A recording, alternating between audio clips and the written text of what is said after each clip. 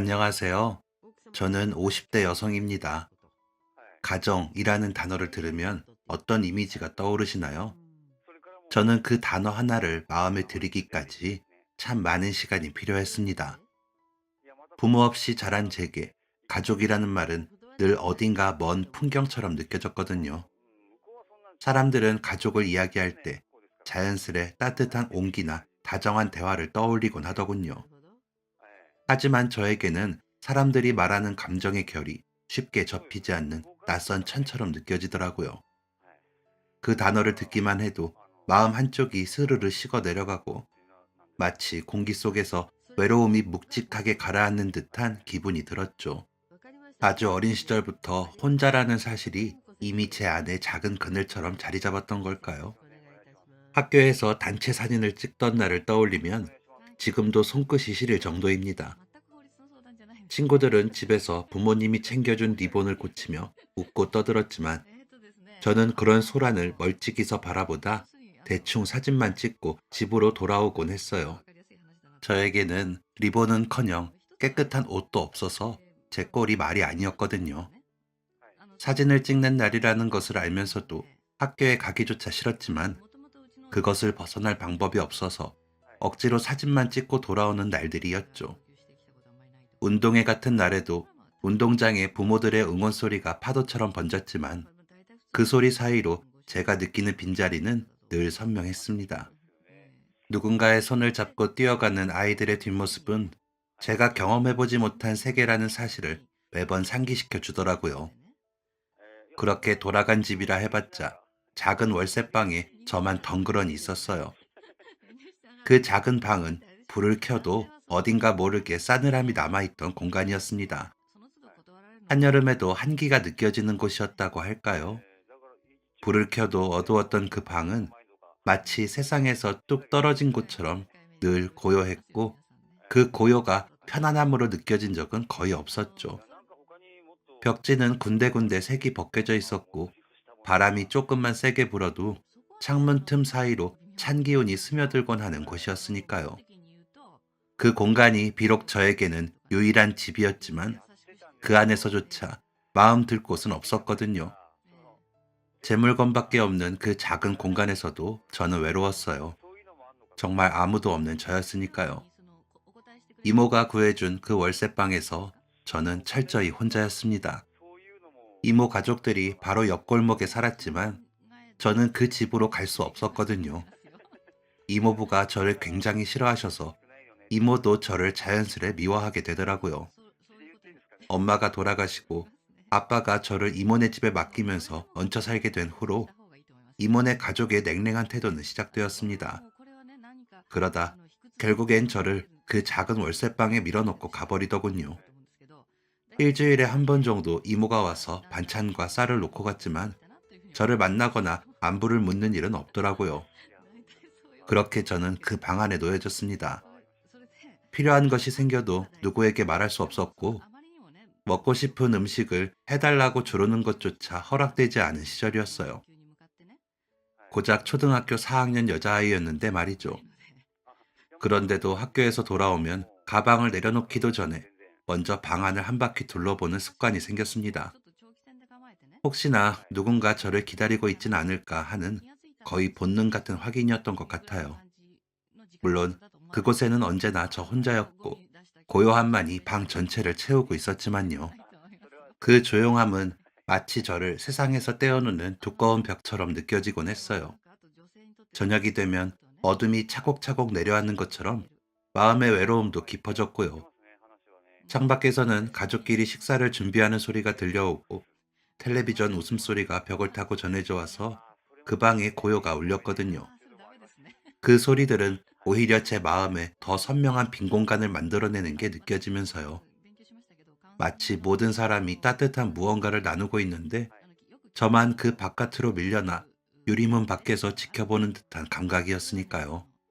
그럴 때면 학교에서 받은 공책을 펴놓고 일부러 연필을 굴리다가 나는 혼자가 아니다 라고 여러 번 적어보곤 했습니다. 그 문장을 적는 동안만큼은 감정의 무게에서 잠시 벗어날 수 있을 것 같았거든요. 하지만 글씨가 쌓일수록 그 문장과 저는 어울리지 않는다는 느낌이 짙어졌습니다. 밤이 깊어질수록 창밖의 불빛이 하나둘 꺼져가듯 제 외로움도 더 깊어졌죠. 누군가에게 기대거나 도움을 청하는 법도 배우지 못한 채 그 작은 방 안에서 스스로를 단단하게 만들려고 애쓰는 시간이 이어졌어요. 그때 저는 어린아이였지만 어쩐지 세상을 너무 일찍 알아버린 사람처럼 마음이 무겁고 조숙해진 채로 그 고요를 견뎌야 했고요. 홀로 단단해지려 애썼던 시간들은 마치 바람 한 점 없는 곳에서 스스로 숨을 불어넣으며 살아남으려는 몸부림 같았죠. 누구에게도 기댈 수 없는 날들이 길어질수록 마음은 더 조용해졌고 대신 내면의 골짜기에는 설명하기 어려운 갈증이 천천히 쌓여갔습니다. 그 갈증은 단순한 외로움이 아니라 인간이 본능적으로 느끼는 속하고 싶음의 징후였던 거죠. 그래서였을 겁니다. 어느 순간부터 마음 한쪽에서 아주 작은 바람이 꺼지지 않고 남아 있었어요. 언젠가 나도 누군가에게 속할 수 있는 사람이 될 수 있지 않을까 하는 희미하지만 분명한 바람이 꿈틀거리더라고요.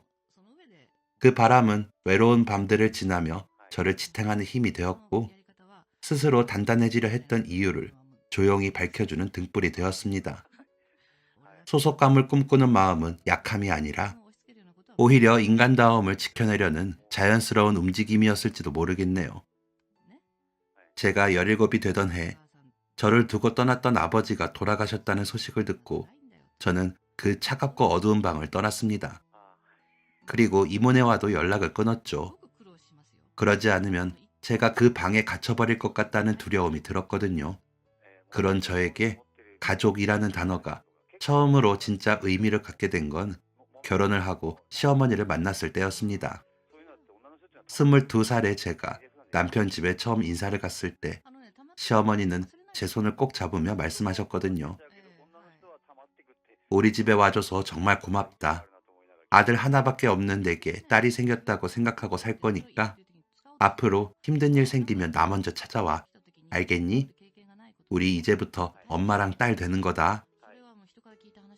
그 말씀을 듣는 순간 제 마음속에 묵직하게 걸려있던 매듭 하나가 스르르 풀리는 것 같더라고요.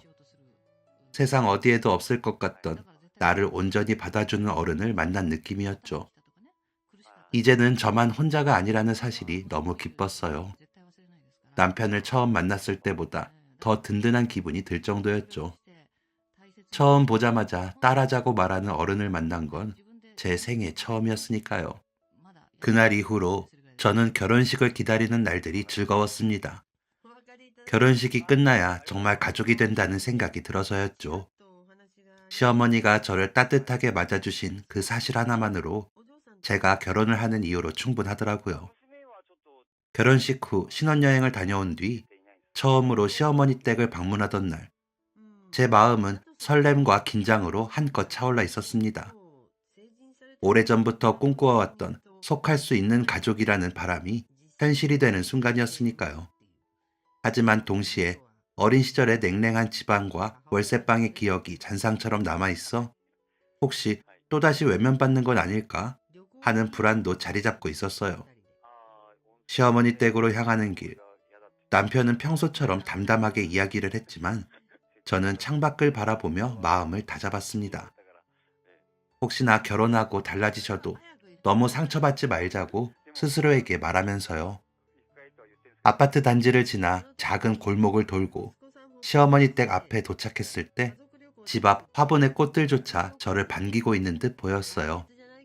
물론 염려가 완전히 사라진 건 아니었지만 그래도 가족이 생겼다는 그 사실만으로도 기뻤습니다. 문을 열고 들어선 순간 시어머니는 따뜻한 미소로 저를 맞아주시더라고요. 신혼여행 다녀오고 푹 쉬고 오라니까 도착하자마자 오느라 힘들었지. 그 말과 함께 손을 내밀어 저를 반겨주시는 모습을 보며 어린 시절 느꼈던 누구에게도 기대지 못하는 고립감이 사라지는 것 같았어요. 거실에 들어서자 아늑하게 정리된 공간과 은은한 음식 냄새가 마음을 편안하게 감싸주었습니다. 시어머니는 저를 소파에 앉히고 준비한 차와 간식을 건네며 자연스럽게 대화를 이어가시더군요. 덕분에 저는 긴장을 조금 풀고 천천히 말을 건넸습니다. 어머니, 이 사람이요. 저랑 연애하면서 어머니 자랑을 그렇게 하는 게 너무 부러웠거든요. 그런데 왜 그랬는지 이제 알 것 같아요. 어머니 며느리 돼서 정말 좋아요. 그 말을 하고 나서 제 스스로도 놀랐습니다. 제가 이런 말을 할 줄 아는 사람인지 그제야 알았으니까요.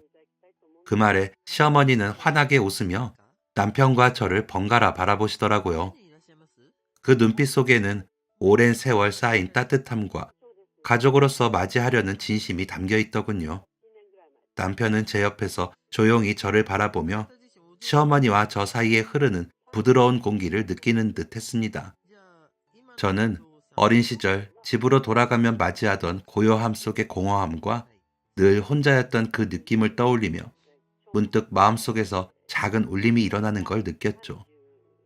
누군가에게 속할 수 있다는 감각이 이렇게도 부드럽게 찾아오는구나 하는 걸 깨닫고 나니 마음속 냉기가 서서히 가시는 것 같더라고요. 시어머니와 이야기를 나누며 차를 마시던 그 시간 동안 제 마음은 점점 편안해지고 어린 시절의 그늘이 조금씩 물러나고 있음을 느꼈습니다. 작은 농담에 웃고 음식 맛에 감탄하며 저는 비로소 가족이란 무엇인가 라는 질문에 답을 찾아가는 듯한 기분이 들었어요. 가족은 단순히 함께 사는 사람들이 아니라 서로에게 속할 수 있는 공간과 마음을 만들어주는 사람들이구나 하는 생각이 들면서요. 그날 밤 남편과 함께 집으로 돌아오는 길에 제 마음속에는 오래된 공허감 대신 따스한 소속감이 자리 잡더군요. 어린 시절 외로움 속에서 스스로 단단해지려 애썼던 시간들이 결코 헛되지 않았다는 것도 깨닫게 되면서요. 이제는 누군가에게 기대고 또 기대어줄 수 있는 나만의 공간이 생겼다는 안도감이 밀려오기도 했고요. 그리고 마음 한쪽에 자리했던 그 작은 바람은 더 이상 희미하지 않고 살아있는 힘이 되어 제 삶 속에 스며들어 저를 더는 시리지 않게 해주었습니다. 결혼 생활 중에도 시어머니는 저를 친딸처럼 아껴주셨거든요. 제가 직장에서 힘들어 눈물을 참으며 무료하고 피곤한 하루를 보낸 날이면 시어머니는 집에 찾아와 따뜻한 죽을 끓여놓고 가시면서 저를 챙겨주셨죠. 머리가 아파 누워있던 날에는 제 손등을 쓰다듬으며 이렇게 말해주셨어요. 아가, 너 혼자 버텨온 세월이 너무 길어서 혼자 다 하려고 하는 건 알겠는데 이제는 기대도 되지 않겠냐? 아범도 있고 나도 있잖아. 시어머니의 말 한마디 한마디가 제 마음 가장 깊은 곳을 감싸주는 듯 했습니다. 저는 시어머니가 너무 고마워 그분 앞에서만큼은 어린아이가 된 것 같은 기분이 들었고 어릴 때도 부리지 못했던 어리광을 부리곤 했어요. 어머니, 저 콩나물국 좀 끓여주시면 안 돼요? 아무리 끓여도 어머니가 끓이시는 것 같은 맛이 안 나요. 아니다. 반죽은 제가 할게요. 칼국수 끓여주세요. 생각만 해도 침 고요. 제가 그렇게 말하면 시어머니는 아무렇지 않게 불 앞에 서시며 저를 위해 칼국수 한 그릇을 끓여주셨습니다. 남편은 그런 저와 시어머니 사이를 좋아하면서도 안심하는 눈치였어요. 남편이 없어도 저는 시어머니를 찾아가 함께 시간을 보냈고 시어머니도 부담 없이 저희 집에 오셔서 주무시고 가곤 했으니까요. 아이를 낳고 몸조리를 할 때도 시어머니가 함께 해주셨죠. 이상하게 시어머니와 함께 있으면 모든 게 다 편하고 좋더라고요. 아이를 낳고 남편이 이직하면서도 점점 바빠졌어도 시어머니가 계셨기에 갓난아이를 키우는 일이 그다지 힘들게 느껴지지 않았던 것 같습니다. 남편은 시어머니께 고마워하면서도 안심이 되었는지 늦게 들어오는 날이 많아졌어요. 특히 그 당시 석 달 정도는 일주일 내내 늦게 들어오던 때가 있었죠. 그래도 저는 단 한 번도 남편에게 싫은 소리를 해본 적이 없었습니다. 저에게는 시어머니가 계셨으니까요. 시어머니께 잘 배우고 자란 남편이라면 허튼 짓은 절대 하지 않을 거라고 믿었어요. 오죽하면 시어머니가 저에게 남편 이야기를 따로 당부하실 정도였으니까요. 예, 아무리 그래도 애가 아빠 얼굴 보면서 자라야지. 아범, 바쁘다고 핑계대면서 너무 바깥으로 도는 건 아닌지 한 번쯤 말해. 남자도 바깥에서 쓸데없이 시간 보내다 보면 괜히 헛바람 들고 그러는 거야. 아무리 내 아들이어도 남자 아니냐. 그러면 저는 웃으면서 이렇게 말하곤 했죠. 어머니, 어머니 아들 어머니 닮아서 딴짓 못하는 거 아니에요? 저는 사이 좋은 것도 못 보고 자랐지만 싸우는 것도 못 보고 자라서 그런지 아범한테 뭐라고 못하겠어요. 본인도 힘들겠죠. 매일 피곤하다고 하는데요. 시어머니는 그런 저를 보며 웃으셨지만 염려가 되셨는지 남편에게도 한마디 하셨나 봐요. 어느 날 남편이 갑자기 그러더라고요. 요즘 우리 아들이 때가 늘었다면서 당신 고생 많이 한다고 어머니가 그러시더라. 할 수 있으면 내가 시간 내서 일찍 들어와 볼게. 미안해. 저는 남편의 그 말 한마디가 그저 고마웠습니다. 사실 저는 남편이란 존재 자체만으로도 고마워서 정말 다 괜찮았거든요. 저에게 가정이 생길 수 있게 다가와준 사람이니까요. 남편과 처음 마주한 날은 아주 특별한 사건도 영화처럼 극적인 장면도 없었습니다. 하지만 이상하게도 제 마음속에서는 그날이 지금까지도 또렷하게 남아있죠. 여기저기 공장과 식당에서 일을 하면서 고등학교 과정을 검정고시로 마친 제가 20살을 조금 넘겼을 무렵, 그제야 겨우 사무직 일을 할 수 있게 되었어요. 작은 회사에서 서류 정리와 전화 응대를 맡아 일할 수 있었거든요. 그전에는 숙식이 해결될 수 있는 곳에서만 일을 했는데 출근과 퇴근이 있는 직장을 가지게 된 것도 무척 좋더라고요. 그 시절에 저는 여전히 사람들과 적당한 거리를 유지하려 애쓰고 있었지만 회사의 일원으로 제자리가 있다는 것만으로도 만족했어요. 겉으로는 웃으며 인사했지만 마음은 쉽게 열리지 않아서 누군가 조금만 다가오면 본능처럼 한 발 물러나는 습관이 있었죠. 그런데 어느 날 회사에 새로 들어온 직원이 있었습니다. 바로 제 남편이었죠. 그는 첫 출근 날부터 유난히 밝은 표정으로 사람들에게 인사를 건네는 사람이었어요. 누구에게든 스스럼 없이 다가가 고생 많으십니다 라고 말했고, 누가 부탁을 해도 늘 제가 해볼게요 하고 나서는 성격이었고요. 저는 그런 모습을 조용히 지켜보기만 했습니다. 멀리서 보기만 해도 남편이 유난히 사람 냄새가 나는 따뜻한 사람이라는 걸 알 수 있었죠. 그 따뜻함이 낯설어 아닌 척하면서도 자꾸만 시선이 갔던 것 같아요. 그런데도 저는 다른 사람들과 조금은 거리를 둔 채 지켜보기만 했습니다. 누군가와 가까이 지내는 게 저에게는 너무 어려운 일이었으니까요. 그러다 며칠 뒤 사소한 계기가 찾아왔습니다. 퇴근 시간이 다 되어갈 무렵 저는 사무실에 있는 큰 상자를 옮기지 못해 난감해하고 있을 때였죠.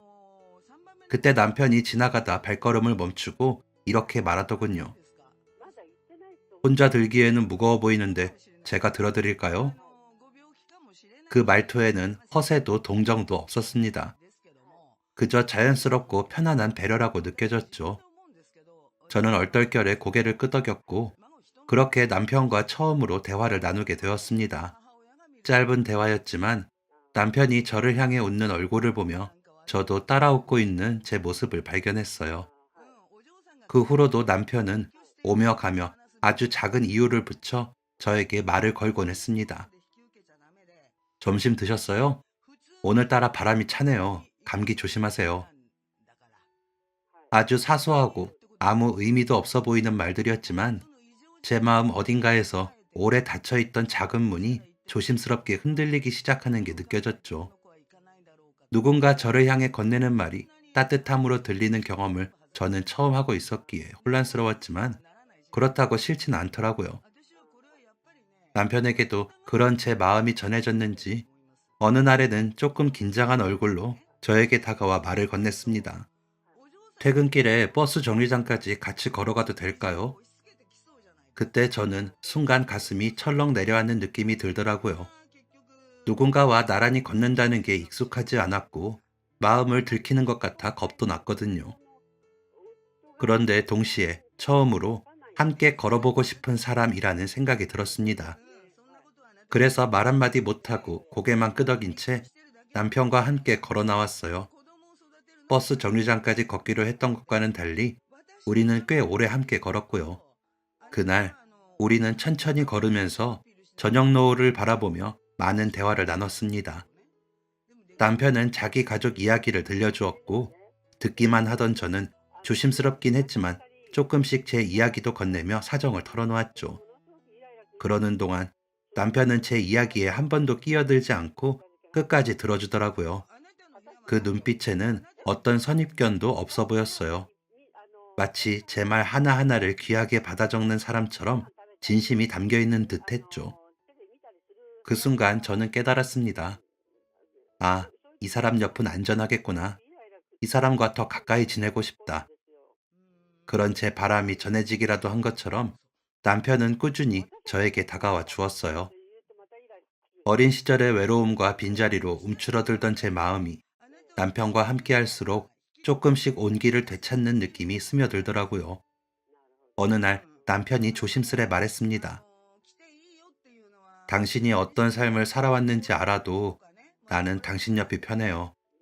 그리고 앞으로도 옆에 있고 싶어요.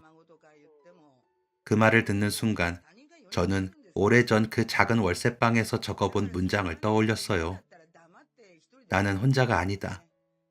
그때와는 다르게 이번에는 그 문장이 저와 더 잘 어울린다는 확신이 들었죠. 그렇게 우리는 연애를 시작했고 남편은 변함없이 따뜻한 사람으로 제 곁을 지켜주었습니다. 그리고 그 사랑의 연장선에서 시어머니라는 존재까지 만나게 된 것이었죠. 남편과의 만남은 오랜 기다림 끝에 찾아온 작은 기적이라는 생각에 저는 늘 감사한 마음으로 남편을 대하게 되었습니다. 그 만남이 있었기에 지금의 가족이라는 의미가 제 삶 안에서 온전히 자리 잡을 수 있었으니까요. 남편과의 결혼 생활은 순탄했고 어느 순간부터 시어머니를 어머니라고 부를 때 그 말에 진심이 담기기 시작하면서 제 마음은 더 이상 시렵지도 외롭지도 않았어요. 다른 큰 여행은 바라지도 못할 만큼 이제야 제 인생에 그토록 바라던 온기가 돈다고 생각했습니다. 그런데 단단하게 쌓아 올린 저의 세계가 무너지는 사건이 일어나고 말았어요. 그렇게 믿었던 남편이 바람을 피우고 있었더라고요. 그 사실을 알게 된 건 아주 우연이었습니다. 그날은 평소보다 퇴근이 조금 더 늦어진 날이었고, 며칠 동안 시어머니께 와달라고 부탁드릴 만큼 제가 한창 바쁠 때였죠. 야근을 마치고 늦은 저녁, 싸늘하게 스며드는 추위에 몸을 잔뜩 웅크린 채 회사 근처 골목길을 지나가고 있었습니다. 아이와 시어머니께 드릴 간식거리로 군밤과 군고구마를 들고 있었고요. 남편은 일이 너무 바쁜데 상사 때문에 어쩔 수 없이 회식을 해야 한다던 그날이라 시어머니가 혼자 아이를 돌보며 힘드셨을 것 같아 더 서두르고 싶었죠. 그때였습니다. 바로 앞에서 누군가 웃는 소리가 들리더라고요. 여기? 여기로 갈까? 그 목소리가 들리는 순간 저는 걸음을 멈추고 고개를 들었어요. 낯이 익은 목소리였어요. 그리고 제가 본 것은 남편이 한 여자와 팔짱을 끼고 서 있는 모습이었습니다. 그 여자의 팔은 남편의 팔에 자연스럽게 감겨 있었고 남편은 그녀의 어깨에 손을 올린 채 웃고 있었죠. 제가 알던 따뜻한 남편의 웃음이었고 그 사람이 저를 바라보던 그 표정으로 다른 여자를 바라보며 다정한 목소리를 내고 있더라고요. 제 심장은 얼음물에 빠진 듯 멎어버리는 것 같더군요. 그리고 저는 한 발짝도 앞으로 나아갈 수 없었죠. 그 둘은 저를 보지 못하고 제 앞을 지나 카페로 들어가 창가 자리에 앉더니 손을 맞잡고 깊은 대화를 나누기 시작했습니다. 하지만 저는 아무것도 하지 못한 채 그 모습을 그대로 보고만 있었어요. 제 가슴은 쿵 하고 내려앉아 지구 반대편으로 떨어지는 것 같았지만 말이에요. 배신감과 충격, 묘한 무력감이 한꺼번에 몰려와 아무것도 할 수 없었죠. 근처 벤치에 주저앉아 숨을 가다듬으려 했지만 숨이 턱턱 막혀 제대로 쉬어지지 않더라고요. 그러다 여러 생각이 한꺼번에 몰려왔습니다. 또 혼자가 되는 건 아닐까? 아이는 어쩌지? 어머니는? 그러고 보니 세상에서 의지할 사람이라곤 시어머니 한 분뿐이라는 사실이 더욱 크게 다가오더군요. 그래서 저는 그대로 시어머니가 계시는 저희 집을 향했습니다. 방금 전에는 상상도 못할 이유로 무거워진 마음을 안고 걸어가며 저도 모르게 눈물이 주르륵 흘렀어요. 하지만 막상 집에 도착해 아이와 잠든 시어머니를 보니 저는 아무것도 할 수 없었습니다. 사온 군밤과 군고구마를 식탁에 내려놓고 방으로 들어갔죠. 평소 같았으면 시어머니를 깨워 사간 간식을 같이 먹자고 했겠지만 그날만큼은 도저히 그러지 못하겠더라고요. 옷만 간신히 갈아입고 누워있는데 남편이 도둑고양이처럼 조용히 방으로 들어와 옷을 갈아입고 눕더군요. 손으로 제 얼굴 앞을 몇 번 흔들어 보더니 핸드폰을 들고 계속 버튼을 누르면서 늦게까지 잠도 자지 않으면서요. 제가 본 그 여자와 연락을 주고받고 있을 남편을 상상하니 온몸에 소름이 돋고 화가 치밀었지만 저는 움직일 수 없었습니다. 마음 같아서는 당장 일어나 소리치고 싶었지만 아이와 시어머니를 생각하면 도저히 그럴 수 없었어요. 결혼 후 처음으로 지옥 같은 밤을 보냈던 것 같아요. 다음날 아침, 시어머니가 집으로 돌아가시는 걸 배웅하고 남편과는 눈도 마주치지 않은 채 아이를 유치원에 데려다 주었습니다. 그리고 저는 회사에 가지 않았죠. 제 발길이 향한 곳은 자연스럽게 시어머니 댁이었어요. 시어머니 집 앞에서 초인종을 누르자 익숙한 목소리가 들리더라고요. 어머니, 저 왔어요. 제 목소리에 놀라신 시어머니는 서둘러 문을 열어주셨고 제 얼굴을 보자마자 바로 이상함을 감지하셨는지 물으셨습니다. 너 얼굴이 왜 그래? 무슨 일 있어? 그 염려 어린 질문을 듣는 순간 참고 있던 감정이 한꺼번에 무너져 내리더라고요. 겨우 숨을 고른 저는 고개를 떨구고 말했습니다. 어머니, 저 이혼하려고요. 시어머니의 표정이 굳었고 잠시 침묵이 흐르고 그 짧은 침묵 동안 제 머릿속에는 온갖 생각이 스쳐갔습니다. 그리고 불길한 예감이 밀려오는 게 느껴지더군요. 이제 또 혼자구나. 아무리 어머니라도 결국 아들 편이겠지. 아들이 바람을 피워도 며느리를 받아줄 수 있겠어? 이제 어머니와도 끝이겠구나. 그리고 저는 전날 본 남편과 그 여자 이야기를 모두 털어놓았어요. 솔직히 말하면 그렇게 나쁜 일을 저지른 아들 편을 어떻게 드시는지 보고 싶었던 마음도 있었습니다. 아무리 저에게 허물없이 대해주신 분이라 해도 결국 부모 마음은 자신이 낳은 자식 편일 테니까요. 그렇게 단정해버리고 있는데 시어머니는 제 손을 살포시 잡아주시고는 부엌으로 가시더니 마치 아무 일도 없다는 듯 밀가루 반죽을 하기 시작하시더라고요. 그래, 알았어. 너 알아서 해라. 일단 밥부터 먹자. 너 오늘 아무것도 못 먹었겠네. 네가 좋아하는 칼국수로 금방 끓일게. 저는 그 행동이 오히려 더 미웠습니다. 하지만 입 밖으로는 아무 말도 못하고 속으로만 생각했죠. 아들이 잘못했는데 왜 아무 말이 없지? 그렇게 내 편인 것처럼 굴더니 결국 아들 편 아닌가? 맞지. 이혼하겠다는데 더 이상 나를 며느리로 생각 안 하겠지. 부글거리는 제 속을 아는지 모르는지 시어머니는 정말 아무 말도 하지 않은 채 부엌에서 묵묵히 움직이셨습니다. 그리고 정성스럽게 칼국수를 끓여 제 앞에 놓아주시더라고요. 따끈한 국물에서 올라오는 김에 잠시 눈이 시려왔습니다. 밥을 먹는 내내 시어머니는 저에게 더 묻지도 않고 남편을 변명하지도 않으셨죠. 그저 제 그릇에 국물만 더 퍼주며 말씀하시더라고요. 먹기 싫어도 먹어. 날 추운데 빈속으로 다니면 골병나. 변함없이 따뜻하게 저를 대하는 시어머니의 모습에 오히려 더 서글퍼졌습니다. 그러면서도 남편에 대해서는 아무 말씀도 하지 않으시더군요. 저는 결국 시어머니께 아무 말도 듣지 못한 채 집으로 돌아왔습니다. 텅 빈 집에 들어오자마자 허무함이 밀려왔어요. 역시 시어머니도 엄마니까 결국 아들 편이지. 나는 또 혼자가 되는 거구나. 우리 아이를 나 혼자 어떻게 키우지? 아이는 괜찮을까? 혼자 수십 번 되뇌이며 맥없이 주저앉아 있는데 남편이 집으로 들어왔습니다. 멍하니 있다가 문이 열리는 소리에 놀라 현관을 바라봤는데 그 순간 보인 남편의 표정이 어딘가 다급해 보이더군요. 얼굴은 여기저기 붉게 달아올라 있었고 눈가는 충혈되어 있었으며 손까지 떨고 있더라고요. 거실에 힘없이 앉아있는 저를 본 남편은 입술을 깨물며 말했습니다. 잠깐 얘기 좀 하자. 저는 아무 대답도 하지 않은 채 고개를 돌려 베란다 쪽만 바라봤어요. 남편에게 어떤 말을 들을지, 어떤 말을 해야 할지조차 모르겠어서요. 그저 처참한 뿐이었습니다. 그리고 최악의 상황만 떠오르더라고요. 남편이 저에게 이혼을 말하며 그 여자를 사랑한다고 말하는 장면들이었죠. 아직 듣지도 않은 이야기인데 상상만으로도 온몸이 벌벌 떨렸습니다. 제 따뜻한 세계가 와르르 무너지는 소리가 들리는 듯 했으니까요. 그런데 남편이 제 앞에 오더니 그대로 무릎을 꿇더라고요. 쿵! 무릎이 바닥에 부딪히는 소리가 크게 들렸습니다. 오늘 어머니한테 다 들었어. 당신이 어제 길에서 나 봤다고. 어머니께 가서 다 이야기했다고. 그래, 당신이 본 거 다 맞아. 그 여자는 회사에서 함께 일하는 여직원이야.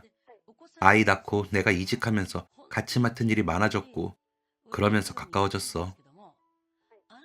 숨을 멈춘 채 남편의 말을 들었습니다. 이어질 이야기가 제가 상상하던 바로 그 말일 것 같았으니까요. 남편은 여전히 무릎을 꿇은 채 떨리는 목소리로 말을 이어갔습니다.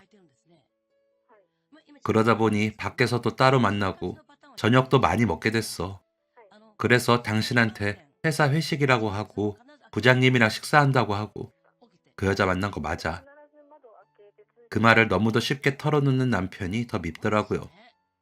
고개를 숙인 남편은 말을 이었습니다. 개인적으로 연락도 하고 그러다 보니 내가 젊어진 것 같고 좋더라. 결혼하고 나서는 우리 그런 시간 못 가졌잖아. 그래서 설레었던 것 같아. 저는 그 말을 듣는 순간 눈을 질끈 감았죠. 제가 무난하고 따뜻하다고 여겼던 결혼 생활이 남편에게는 설렘이 사라진 껍데기뿐인 시간이었음을 깨닫자 너무 비참하더라고요. 행복해져도 된다고 안도했던 제 자신이 초라하게 느껴지면서요. 남편은 울먹이며 계속 말했습니다. 당신에게 죄짓고 있다는 것도 알았어. 근데 멈출 수가 없었어. 나도 양심 없이 그런 건 아니야. 당신한테 미안하긴 정말 했어. 진짜야. 이건 제발 믿어줘.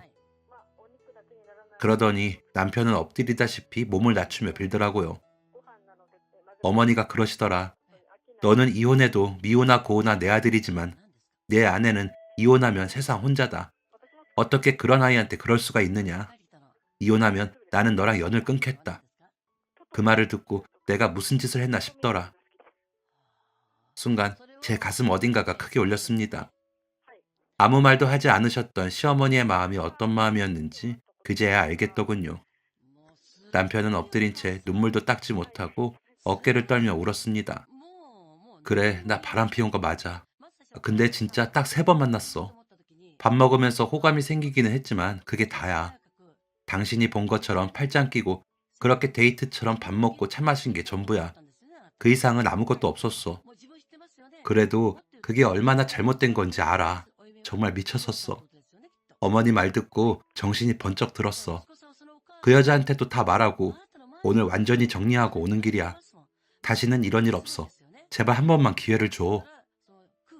남편의 목소리는 부서진 듯 떨리고 있었고 엎드린 등은 땀으로 흠뻑 젖어 있더군요. 그 모습이 보기 싫어 저는 눈을 질끈 감았습니다. 그런데도 시어머니가 말씀하셨다는 세상 혼자라는 말이 계속 귓가에 울렸죠. 그 말이 저의 삶 전체를 감싸는 것처럼 느껴졌습니다. 누군가 저를 세상에 홀로 남겨질 사람이라고 생각해주고 그 외로움까지 알아주는 마음이 제가 쓰러지지 않도록 받쳐주는 듯 했고요. 평생 한 번도 받아본 적 없던 진심이었습니다. 그럼에도 저는 남편에게 아무 말도 하지 않았어요. 그저 방으로 들어가 한참 있다가 아이 유치원 마칠 시간이 되어 아이를 데려왔죠. 아이는 집에 있던 남편을 보더니 환하게 웃으며 달려가 안겼습니다. 남편은 눈물로 얼룩진 얼굴로 아이를 번쩍 안아올리며 꼭 끌어안더군요. 그리고 그동안 못 놀아준 걸 보상이라도 하듯 열심히 놀아줬고요. 아이는 오랜만에 아빠와의 시간이 너무 좋은지 연신 웃었습니다. 저는 그 모습을 바라보며 마음을 다잡고 평소처럼 저녁을 차렸어요. 세 식구가 마주 앉아 밥을 먹는 동안 남편과 눈도 마주치지 않고 아이에게만 말을 걸면서요. 겉에서 보기에는 단란한 가족처럼 보였겠지만 제 안은 얼어붙은 채였어요. 남편은 제 눈치를 살피면서 아이를 챙겼고 그 모습을 보는 순간 제 마음에는 단단한 밧줄 하나가 생기는 듯 하더라고요. 그래서 그날 밤 조용히 남편에게 말했습니다. 다시 상처 줄 생각이면 지금 말해. 기회는 지금뿐이야. 잠깐 위기 모면하려고 그러는 거면 그냥 이쯤에서 끝내는 게 맞아. 정말 다시는 이런 일 없을 수 있어? 남편은 다시 무릎을 꿇고 고개를 숙인 채 크게 끄덕이더라고요. 진짜 내가 잠깐 어떻게 됐었나 봐. 몇 년 동안 함께 일하면서 성과도 좋아지고 그러다 한번 밖에서 보니 새롭더라. 그렇다고 다른 마음을 먹었던 건 아니야. 정말이야. 당신이 본 그날처럼 팔짱 낀 것도 그때가 처음이었어. 그 이상은 할 생각도 용기도 없었어. 정말 미안해. 어머니 말씀 듣고 멈출 수 있었던 것도 사실이야. 나 진짜 당신 없이 못 살아. 그냥 당신이랑 하지 못했던 것들을 마침 곁에 있었던 사람이랑 한 것뿐이야. 남편은 다시 눈물을 뚝뚝 흘리며 손을 모으고 절하듯 빌자 저는 최대한 침착하게 말했습니다. 하지만 내면에서는 바들바들 떨리고 있었죠. 진짜 마지막으로 기회를 줄게. 한 번이라도 더 이런 일이 있으면 그때는 정말 끝이야. 어머니가 나한테는 아무 말도 안 하시더라. 나는 그게 당신 편 드시는 줄 알았어. 근데 당신에게 그렇게 말씀하셨다는 걸 듣고 왜 아무 말 안 하셨는지 알겠어. 그 말조차 나한테 하면 내가 더 상처받을까봐 그러신 거지. 어머니 마음이 나를 붙잡았어. 어머니 덕분에 당신한테 마지막 기회를 주는 거니까 진짜 다시는 그러지 마. 남편은 제 말을 듣고 고개를 들더니 절박한 눈빛으로 거듭 끄덕였습니다. 그러고는 제 손을 잡고 고개를 숙인 채 엉엉 울기 시작하더라고요. 저 역시 남편을 바라보며 떨리는 몸을 가누지 못하고 울었어요. 아이가 깨어 들을까봐 크게 울지도 못한 채 몸을 부들부들 떨며 흐느꼈죠. 다음 날 아침, 저희 부부는 둘 다 눈이 너무 부어 제대로 뜨지도 못했어요.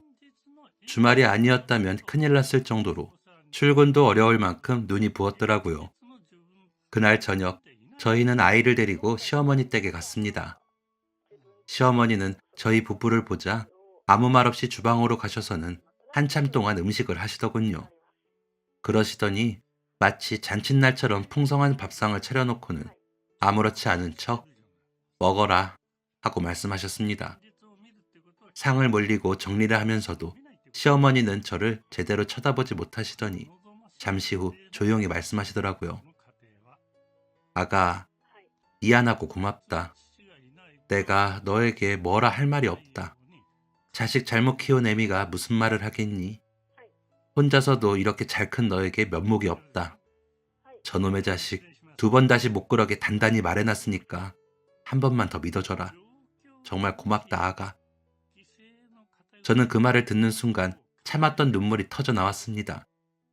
시어머니 앞에서는 울지 않으려고 했는데 도저히 참을 수가 없더군요. 그리고는 시어머니를 꼭 안으며 말했어요. 어머니 아니었으면 저 사람 다시는 안 보려고 했어요. 사실 어머니가 제가 찾아와 이혼하겠다고 말했을 때 아무 말씀도 안 하셔서 저 사람 편 드시는 줄 알고 서운했어요. 그런데 어머니가 저 사람 불러 혼내시면서 저랑 이혼하면 저 사람 안 본다고 하셨다는 말을 듣고 어머니와 헤어지기 싫어서 저 사람이랑도 못 헤어지겠더라고요. 제 말을 들은 시어머니는 눈물을 흘리며 말씀하셨어요. 아가, 아무리 내 속으로 낳은 자식이어도 옳지 못한 일을 했는데 어떻게 편을 들어. 나는 그렇게 못한다. 내 며느리로 너를 맞이한 그 순간부터 너도 내 자식이야. 하늘이 두 쪽이 나도 그건 변하지 않아. 자식 둘이 갈라서면 잘못한 자식을 안 보고 사는 게 맞지. 나는 저놈은 안 보고 살아도 너는 못 보고 못 산다. 그렇게 시어머니와 함께 눈물을 흘리고 있는데 남편과 놀던 아이가 놀란 표정으로 달려와 우리를 껴안으며 말했어요. 엄마랑 할머니 왜 울어? 둘이 싸웠어?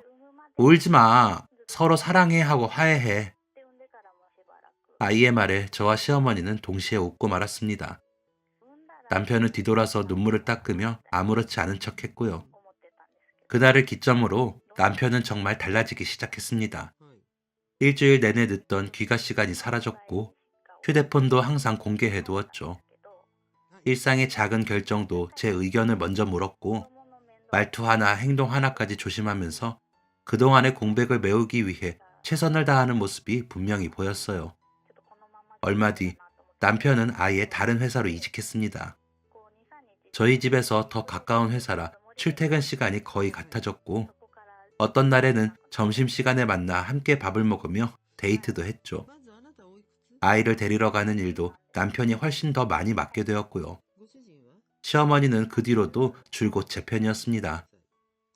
진짜 딸을 대하듯 저를 챙기셨고 저도 그렇게 시어머니를 대했고요. 명절에 함께 음식을 준비하다 제가 힘들어 보이면 시어머니는 늘 이렇게 말씀하셨어요. 우리 딸은 앉아있어. 쟤 시켜. 기운 뻗치는 거 일이나 부려먹자. 그리고는 남편을 불러 이것저것 시키셨죠. 남편은 아무 말도 못하고 시어머니가 시키시는 일을 묵묵히 하곤 했습니다. 그 모습을 보면서 저는 괜히 마음이 후련해졌어요. 서운함도 상처도 앙금도 조금씩 사라져 가더군요. 그뿐만이 아니었습니다. 몸이 아픈 날이면 한밤중에도 약을 들고 달려오셔서 직접 살펴주셨고 저를 제대로 챙기지 않는다며 남편에게 한마디 하기도 하셨어요. 그런 꾸중을 듣고도 말대꾸 하나 못하던 남편은 시간이 흐를수록 더없이 성실한 가장이 되어갔습니다. 지금까지 단 한 번도 속을 썩이는 일 없이 가정을 지켜주고 있고요. 현재의 남편은 그날의 잘못을 평생 갚아나가듯 저와 가족에게 최선을 다합니다. 어쩌다 외도 관련 드라마가 나오기라도 하면 어쩔 줄 몰라 하죠. 그럴 때면 시어머니가 남편을 째려보며 이렇게 말씀하십니다. 저런 놈들은 잡아다가 섬에 가둬놓고 굶어 죽을 때까지 밥도 주지 말아야 해. 숨 쉬는 공기도 아까운 놈들. 어디 할 짓이 없어서 바람을 피워? 그 말을 들을 때면 저는 웃으면서도 그날 시어머니가 저에게 끓여주셨던 따뜻한 칼국수가 떠오릅니다. 그 칼국수는 단순한 음식이 아니었습니다. 한 사람의 삶을 무너뜨릴 수 있었던 순간을 다시 일으켜 세운 온기였고 제가 세상에서 혼자가 아니라는 걸 알려준 진심이었죠. 시어머니의 말과 행동은 제 평생의 마음을 지켜주는 버팀목이었으니까요. 그래서 저는 지금도 가끔 이렇게 생각합니다. 만약 그날 시어머니가 다른 선택을 했다면 나는 지금 어떤 모습일까? 생각해볼수록 확실한 건 하나입니다. 그날의 따뜻함 덕분에 우리 가족은 지금처럼 함께 웃을 수 있다는 것이죠. 지금 돌아보면 제 삶은 늘 외로움과 희미한 바람 사이를 오가며 흔들려왔던 것 같습니다. 어린 시절의 그 작은 월세방에서 저는 누군가에게 속한다는 감정을 그저 꿈꾸기만 하던 아이였고요. 아무도 기다리지 않는 어둠 속에서 나는 혼자가 아니다 라고 적던 작은 문장에 어울리지 못했던 제 마음이 얼마나 외로웠는지 그때의 저는 미처 알지 못한 채로요. 그러나 인생은 참 기묘하게도 가장 깊은 결핍을 가장 따뜻한 방식으로 채워주곤 하더군요. 남편을 만나고 시어머니를 만나면서 저는 처음으로 내가 누군가의 가족이 될 수 있는 사람이라는 사실을 배웠습니다. 그 과정이 늘 순탄했던 건 아닙니다. 믿음이 깨지고 마음이 찢어질 듯한 밤도 있었고 다시는 일어날 수 없을 것만 같던 날도 있었죠. 그런데 그 모든 순간마다 제 손을 잡아 올려준 건 대단한 기적이 아니라 한 사람의 진심이었습니다. 시어머니가 아무 말 없이 끓여주던 따뜻한 칼국수 한 그릇, 저를 딸이라고 불러주던 그 목소리에 저에게도 온기가 채워졌고요. 그리고 무너져 내린 자리에서도 혼자가 아니다 라고 다시 일으켜 세워준 그 사랑이 제 인생의 균열을 천천히 메워주었습니다. 가족은 완벽해서 가족이 아니라 부족함 속에서도 서로를 붙잡아주기 때문에 가족이라는 걸 저는 뒤늦게 배웠어요. 한때는 다시는 회복할 수 없을 것 같았던 남편과의 관계도 서로가 서로를 잃기 싫다는 마음 하나로 다시 길을 찾았고요. 지금의 남편은 그날의 잘못을 잊지 않기 위해 그리고 저에게 평생 미안함을 갚기 위해 매일 성실하게 사랑을 지어 올리는 사람으로 살아가고 있으니까요. 어쩌면 제 인생에서 가장 큰 행복은 어린 시절에 그 외로웠던 아이가 결국은 따뜻한 식탁에 앉아 웃을 수 있는 어른이 되었다는 사실이겠죠. 누군가의 딸로, 아내로, 엄마로, 그리고 한 사람으로서 제가 속할 곳을 찾았다는 것, 그것이면 충분합니다. 이제 저는 더 이상 혼자가 아니다 라는 문장을 억지로 적지 않아도 되니까요. 그 문장은 이제 제 삶에 자연스럽게 스며들어 저를 감싸주는 따뜻한 진실이 되었죠. 그리고 저는 오늘도 마음속으로 조용히 다짐합니다. 이 가족을, 이 따뜻함을, 이 소중한 온기를 평생 지키며 살아가겠다고. 여러분도 가까운 사람에게 온기를 전해줄 수 있는 사람인가요? 아니면 온기를 받으시는 사람인가요? 어느 쪽이든지 그 온기로 따뜻하고 안락하게 지내시길 바랍니다. 아무리 큰 실수와 잘못이라고 해도 그 온기가 메워주니까 말이에요. 제가 어렵게 지켜낸 가정을 잘 지키고 있는 것처럼 말이죠. 여러분들도 행복하시길 바라며 이만 제 이야기를 마치겠습니다. 감사합니다. 지금까지 사연 들어주셔서 감사합니다. 사연이 재밌으셨다면 구독과 좋아요를 눌러주세요. 감사합니다. 안녕히 계세요.